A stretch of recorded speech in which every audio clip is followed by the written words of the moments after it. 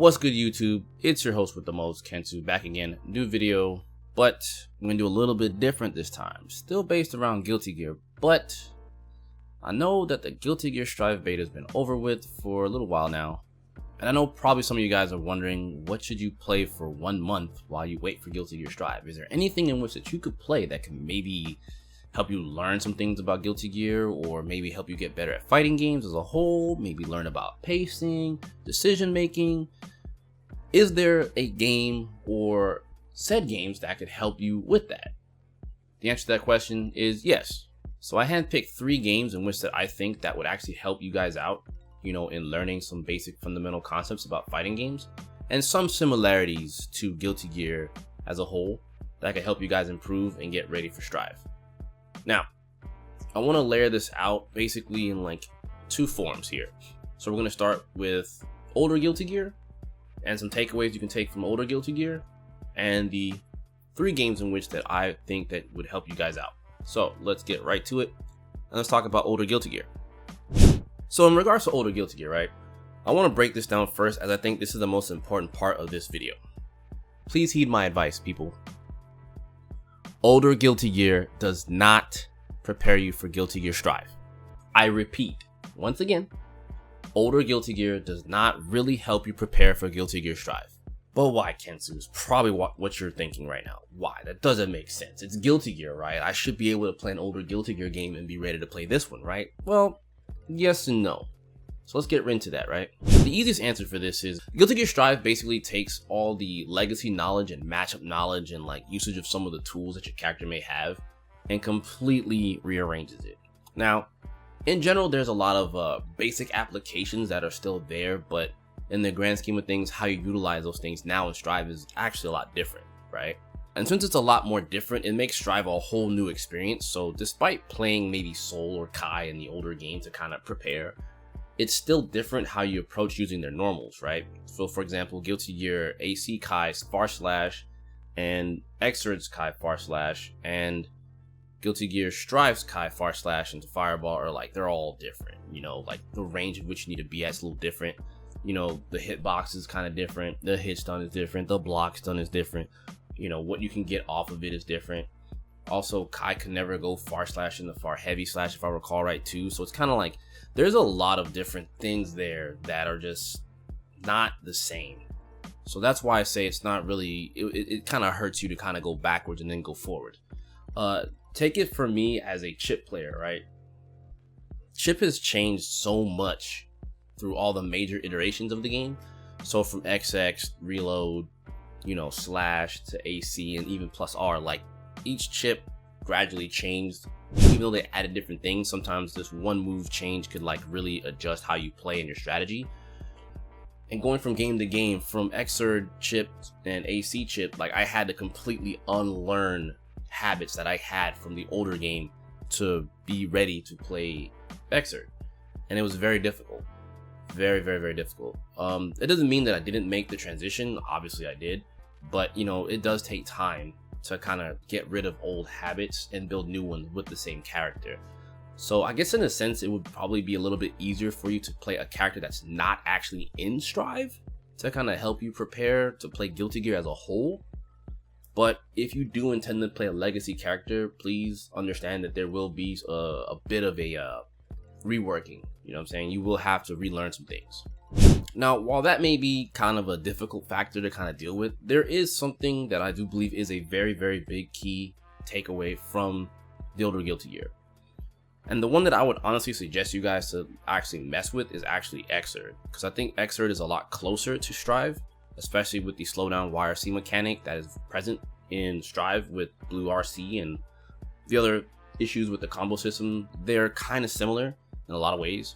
Obviously, one doesn't have a juggle system, the other one doesn't. So there are obviously some different, there obviously are some differences in terms of the combo scheme, but application of YRC and like Blue RC is kind of similar. Not too much, because you don't really use YRC for punishes. But with that being said, the most important takeaway outside of those system mechanics in particular in Exurge is movement. Movement, and in my honest opinion, is the #1 thing I always stress to people to learn when they're learning Guilty Gear. and Exurge will teach you that. You know, that's the one thing you can take away from Exurge is movement, because movement with FD stopping, FD braking, stuff like that in the neutral is still the same. The only thing that you cannot do is faultless defense cancel things like Chip's drill kick, you know, jump down K with Faust, and other characters who have somewhat similar options like that. You know, you cannot do those things currently, at least in the beta. You couldn't do those things in Strive. So, but basic ground movement, I would say get used to that, because I think that is something that will be like your biggest lifeline in Guilty Gear. So, moving into Strive once again, play Exurge if you'd like. Know that there will be some challenges if you play a legacy character going into Strive, and you know, practice your movement. That's very, very important. And in terms of movement, I actually made a tutorial on this, Guilty Gear 1301 movement. So be sure to check that out too. That will actually give you some insight on how to move around in Guilty Gear and your options. There are some differences in Strive, but the general gist of it is still applicable in Strive, because I use it all the time. I play Chip. You gotta move around, otherwise you die, right? So now that we've gone over older Guilty Gear and the things in which you can practice in Guilty Gear Revelator 2, let's go over the 3 games in which that I mentioned that I think that will help you guys prepare and will be pretty good use of your time for at least 1 month to help you improve at your basic fundamentals and things like that for Guilty Gear Strive. Now, first on my list might be an obvious one, but I think this one should be, I think this one makes perfect sense despite it being kind of an obvious one, and that would be Granblue Fantasy Versus. Granblue is a very simple game to get into to teach new players basic concepts of fighting games such as spacing, offense, defense, poking, you know, positional advantage, all that. I think it's a really good beginner-friendly game. Granblue isn't a super deep game. Its mechanics are pretty simple. It doesn't really get too complicated outside of what some of the characters can actually do, but even then it's not too extraneous to where it would be like a drag to learn. So learning a new character or playing multiple characters wouldn't be too difficult. Now obviously there is a high level to it and there are some nuances at the higher level, but I believe the hardest part of Granblue is strategy, and that's still not too difficult. That's only when you hit the higher levels of play. But to just kind of get your feet wet and kind of just learn something basic, this is a pretty good game to pick up.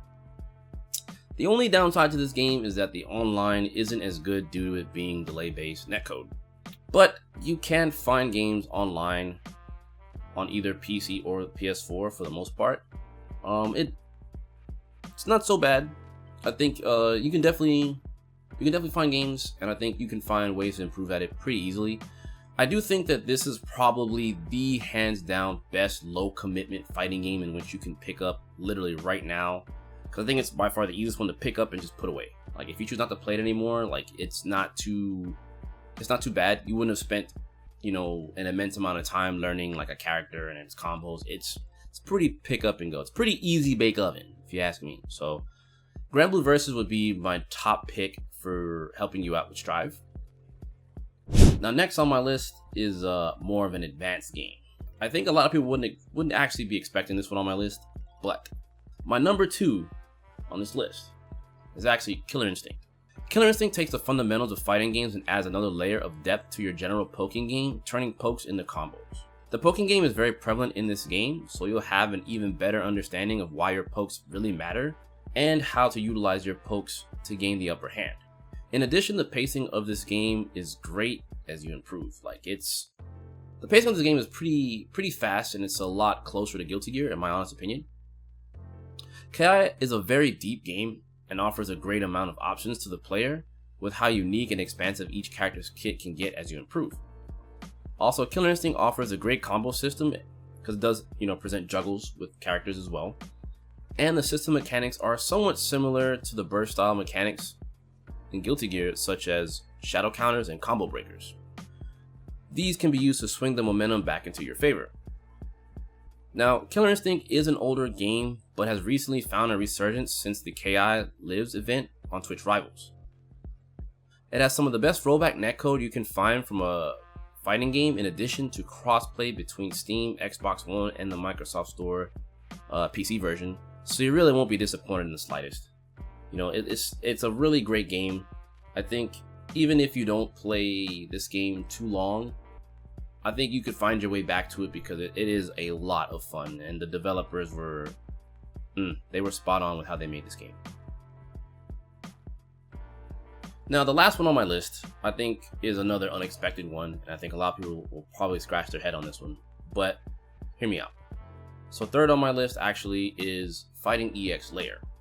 I think fighting EX Lair's neutral is extremely good. Like, the neutral play that I've seen in this game from high level, intermediate level has been, you know, really phenomenal. And a lot of the normals are somewhat similar to each other, so it makes things kind of homogenized, so it makes it a little bit easier for picking up characters. I also believe that the pacing of this game is very similar to that of Strive while maintaining mobility with running. Not to mention the poking game is fairly universal, so learning characters' proper spacing shouldn't take too long. The combo system in this game offers some pretty neat juggles akin to Strive, so you could essentially get used to something similar. The Gogi system allows for a really unique gameplay playstyle to fit how you want to play, so the game offers more creativity to the player no matter who you pick. The game has also some fantastic rollback netcode, so you won't be disappointed here either. The only thing I would say is to get the game on PS4, as the PC player base doesn't really seem to exist, unfortunately. Oh, by the way, you can also play as Terry Bogard from KOF in this game too, so bonus points if you actually like Terry. Alright guys, all in all, Guilty Gear Strive is still Guilty Gear Strive. And there are only so many games that can actually prepare you for that game on release. I'll be providing some links here in the description below to kind of help you guys, you know, get started with these games. There are wikis, there are websites that have a lot of information to kind of help you kind of get along on your way a lot faster instead of having to like look around, you know, so make sure you check that out. Alright you guys, and before I get up out of here, do not forget to subscribe to the channel. A lot of you guys watch the videos are actually not subscribed to the channel. Keep it locked here, hit the notification bell so you can stay up to date with anything and everything that happens on this channel. With that being said, these are the 3 games in which I think that will help you guys out. I will catch you guys in the next video. So here's the part where I exit stage left. So